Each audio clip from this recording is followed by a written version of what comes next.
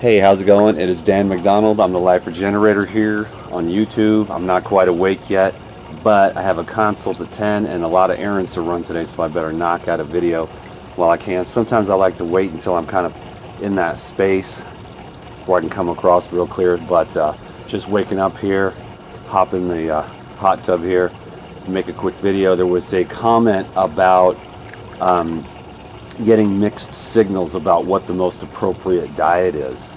I can't remember the exact comment. It's over there on my computer, but basically I get a lot of mixed message from your channel, Dan. I thought you ate fat. Why are you just eating fruit? And you know, I think it's important to bring this up because for me there's no one right diet all year round.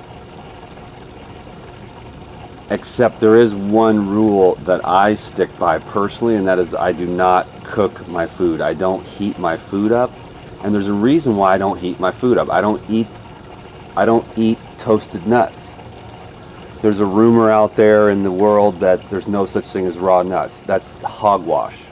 There are raw nuts. You have to really do your research. You got to find your sources, talk to the farmers, talk to the suppliers, and find truly raw nuts. Now, why would I make sure that all the fats in my nuts are raw? Because I don't want to eat high heated fats, because when fats or vegetables or fruits or anything are heated, it alters that food. It alters the chemistry of that food. And I think that that process that nature goes through to create like a Brazil nut is it takes some time to do that.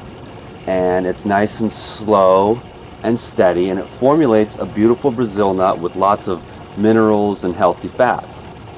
But if I were to take that Brazil nut and toast it, it would alter the fats in the Brazil nut, and it would also alter the enzymes that are delivery mechanisms for the minerals. And the reason why I would eat Brazil nuts is for the fats and the minerals that are in those Brazil nuts, you see? So there's a rule that I have year-round for myself personally that I like to teach, and that is that the raw is law. People can do whatever they want. Everyone around me does anything they want to do, but I always stick to my thing, which is a 100% raw food diet, because when I found out about that a long time ago, I was very inspired, and I don't think to this day that anything else in life makes more sense than that to me on a linear level. Now, you have to adjust your life according to your environment, your geographical location, your age, your weight, your activity levels, and your desire to transcend. How far do you want to go in your potential? So when I'm talking about raw foods, particularly fruits and herbs, we're talking about physical potential.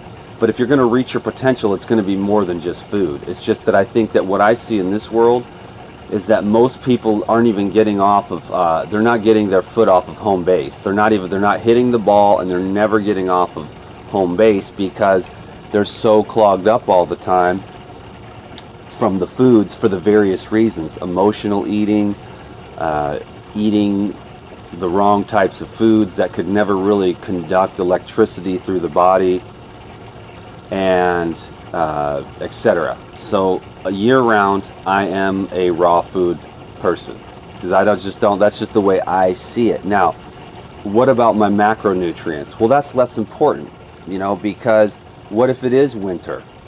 And in the winter, you're more drawn. The winter and fall, I believe, you know, the nuts are on the trees, walnuts and pecans, more so towards the end of fall. Well, then you've got the nuts for the winter time, and the nuts generally create more heat, friction, and warmth in the body. Now, this time of year, the reason why I think this young man is confused is because right now I'm eating no fat at all. Why is that? Well, why would I when there's just these watermelons and cherries and blueberries and everything that's amazing, and the fruit, and it's warm, so I don't need to create warmth and heat with the fats, you see, in my body. And So I can, it's 100 degrees yesterday at the hot springs, and it's like 80 degrees here in Central California in the Bay Area. So I don't really need any warmth from the nuts and seeds. So right now, and plus I'm in a spiritual detoxification phase, to where I'm just eating non-fat, high water, mostly watermelons, orange juice, cucumber juice. I did a water fast when I was with my kids, and then I did a juice fast, and then I started on the watermelon cleanse, and now I'm back to just a non-fat diet because I just don't need it. So it's just a matter of your own intuition. Like, if you listen to yourself, that's why it's the whole guru thing is so interesting, because I think that it sounds easy when you find the one guru that has all the answers. Unfortunately, even that guru, as masterful as he might be, still only has his or her own personal subjective experience. And I don't know if you know this, but one lifetime of subjective experience is a very, very small amount of experiential knowledge. There's experiential knowledge, like, yeah, one time I ate, oranges for 3 weeks. Here's my experience. Well, somebody else could do that and have a completely different experience. But the beauty of experiential knowledge is that you can share with people in a very strong and powerful way, but there is also the intuitive knowledge as well when you go to begin to help people one-on-one with consultations and things like that, where you actually can, what I call, tap into the field. You kind of get a sense for where they are and how you can help them and what you can do to guide them to the next step. And each person's next step is different. See, some people might try to do what I do and just have fruit and juice all day, and that would just destroy them because they have so much metabolic debris, animal flesh, cheese, breads and grains that don't allow the fruits to digest very easily. So those fruits stir things up so fast that it could actually be contraindicative in the case of someone healing a disease. Someone might be so toxic from pharmaceutical drugs, surgeries, and bad food like ice cream and cheeseburgers for the last 47 years and emotional eating, that if you tried to put them on the DTM watermelon and cucumber juice cleanse, they'd freak out. It would be way too fast, and it would be could be dangerous. Like, for example, my mom, she gets inspired by me. She also talked to a friend of hers who was like, and kind of convinced her that she could do this, that she could change, that she could deal with some of the things that have been dragging on in her life. Well, then all of a sudden one day she just quits all her medications in one day. Well, she ended up in the hospital. I won't tell you details out of respect for my mother, but you can't just quit like 7 or 8 pharmaceuticals in one day. I mean, you can, but you better be responsible for the backlash and the dumping, because you got to remember that pills are symptom suppressors. Pills do not eliminate the underlying causes. What eliminates the underlying causes is what I do, raw foods. In other words, I mean, like, if you're on a gourmet raw food diet, it's going to be a long, slow healing process, but it might be necessary to start out on the gourmet raw or the steamed vegetables, or just move your way even into a vegetarian diet for a while. And so that's why individual cases are important, and that's why the information on this channel is so generalized, because I'm not stupid. I don't just say one size fits all, one plan for everybody. That's why I make the DVDs, and I say, here's level 1, here's level 2, here's level 3. This is what, if you're just starting out standard American diet, do level 1. That way you can have the salad with fats at night, and it just slowly but surely you can release emotionally, slowly but surely you can release the pharmaceutical and recreational drugs, as well as all the additives and preservatives that are sure to be stirred up from your lymphatic system, from the mucus in your colon, and be delivered into the bloodstream. So I eat a raw food diet year-round, but I don't always have a macronutrient ratio that I stick by.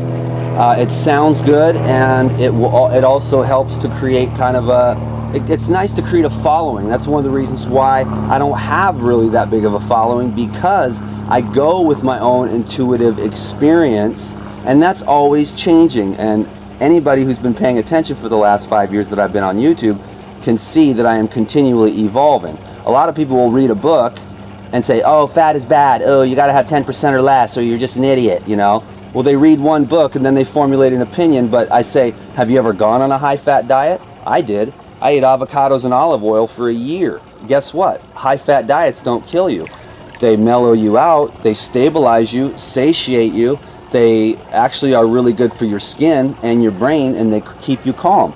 So the fat really stabilized my calmness so I could work on some of the other emotional stuff more slowly, because what would happen is I'd get on the high fruit diet and I'd start detoxifying too fast, and then I would kind of freak out and have a snapback, and then I'd have to go back to cooked foods.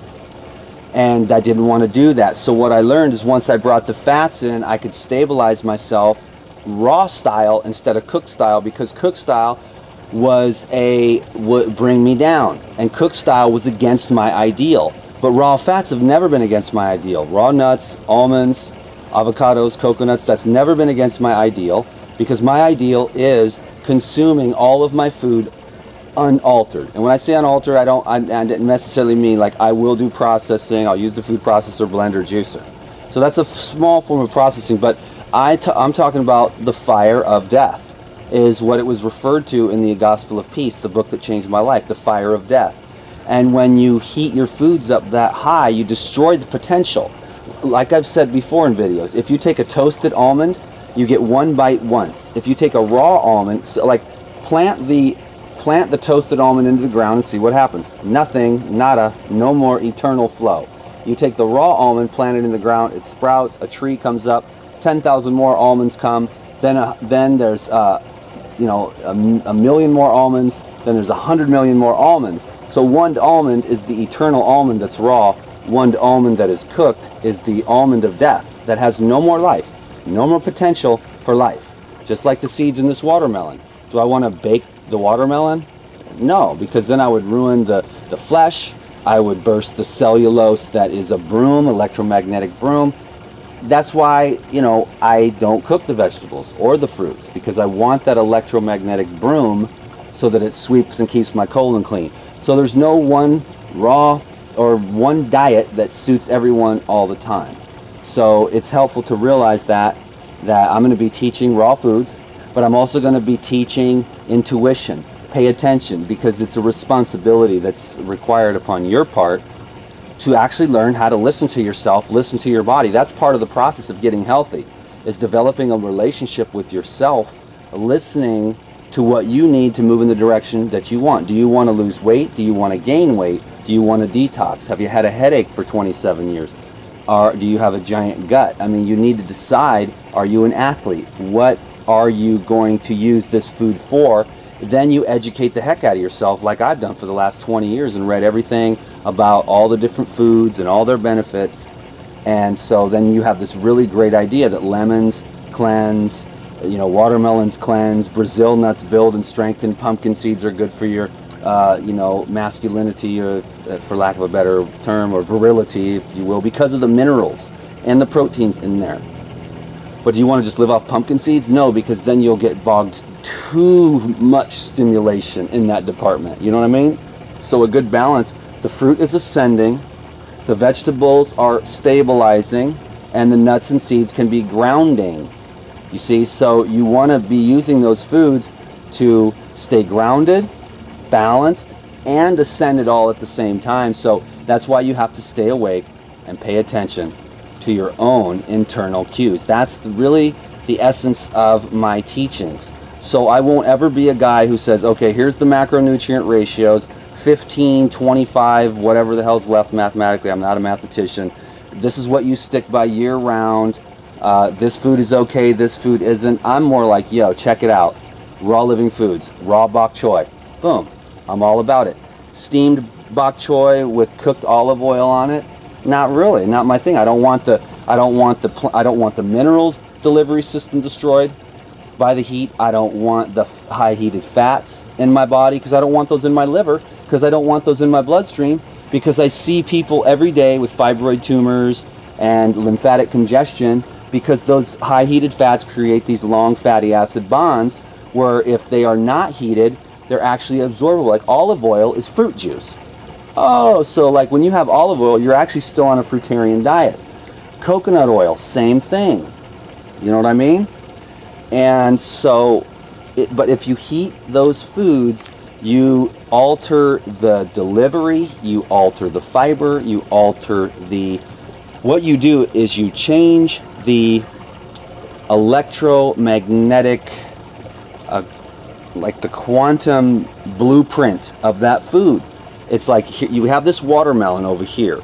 You put that watermelon in your mouth, and that energy, that consciousness, that vitality, that vibration goes into your being. But if you take that watermelon and you cook it, which is not a great example, but let's just say, for example, cooking watermelons. Yeah, it seems strange, but I think it's strange a lot of times to cook other foods too. But that being said, sometimes you're overweight and you're just sick, and steamed vegetables is good for 2 or 3 or 4 months before you do any more deep tissue detox. Take out the meat, take out the bread, take out the cheese, take out the ice cream, slowly work your way off the pharmaceutical drugs, the first ones you don't need, and then go to the ones that are more important. Find someone to help you. And then, you know, get more sleep, drink more water, start walking more, get more sunlight, start living a more natural life, waking up your intuition, and then listen. And then decide, you know, as you educate yourself more and more, what do I need to do to get to the next level of health? Okay? There's no one single diet that works all year round. If I had that, you know, that would be a great thing, but I could never do that because I'm always following my own guidance. And I'm always suggesting that you do the same. One thing I love to point out for all human beings is whole, natural food that is unaltered by heat. So you get those fats, you get those carbohydrates, you get those proteins in unadulterated, unheated, bioavailable form that does not accumulate excessive amounts of metabolic debris in the body, which of course, as you know, is the underlying foundation of all diseases, which are obstructions to the flow of the divine life energy. So if you want to get healthy, eat a diet that is supportive of you tapping into that divine life energy that is inside, outside, all around each and every one of us. But the place where you're going to locate it is inside of you. The place you're going to experience it is within your own experiential, subjective reality. So keep on plugging away at this thing. There's one disease and there's one cure. The disease is obstruction. Is it emotional, mental, physical obstruction? That's up for you to know and for you to decide and to work through all that. There's one cure. The release of the physical, emotional, and mental obstructions to the flow of the divine light energy. It's that simple. Now, what you've got to do to get there, that's why we need professionals like DTM or these other healers out here that have an understanding of where someone's at and how we can work them slowly but surely. Vegetarian, you know, steamed vegetables, rice, then you go to the vegan, you clean it up a bit more, you get them walking, you get them sleeping, you get them sobered up, you keep moving them through this process, and pretty soon, many years later, you'll be working on the deeper levels, the most deepest levels of release, which are the deeply embedded accumulations that you've accumulated since birth, and you can get at those and completely transform your life. This path does not end once you get skinny. And this path does not end once you get rid of your disease or the excess weight. This path never ends. And food is one small spoke in the wheel of a divine and healthy life. Sophia, can you? Thank you so much. Peace.